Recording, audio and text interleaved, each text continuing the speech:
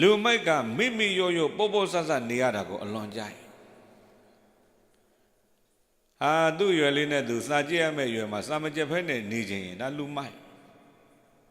စီးပွားရှာမယ့်ရွယ်မှာစီးပွားမရှာဘဲနဲ့မိမိရိုးရိုးပို့ပို့ဆဆနေရင်ဒါလူမိုက်တရားရှာရမယ့်ရွယ်မှာတရားမရှာဘဲမိမိရိုးရိုးပို့ပို့ဆဆနေရင်ဒါလူမိုက်အဲ့လိုမိမိရိုးရိုးပို့ပို့ဆဆနေရတာဘယ်အရာကိုမှတန်ဖိုးမထားအလေးမထားပဲနဲ့နေတတ်တာဟာလူမိုက်တွေရဲ့ဇေယျလက္ခဏာပဲ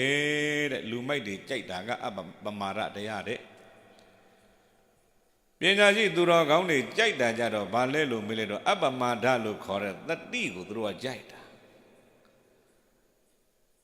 ဝရိယတို့သမာဓိတို့လွန်ကဲတာရှိမဲ့တတိလွန်ကဲတာမရှိလွန်ကဲခြင်းမရှိတဲ့တတိကိုပဲပညာရှိတွေကကြိုက်တာ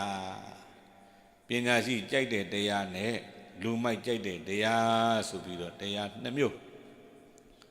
အဲ့တော့တရားကြည့်ခင်တော်စင်များမိမိဟာဘာကိုကြိုက်တယ်လဲလို့ကိုယ့်ကိုယ်ကိုပြန်မေးပေါ့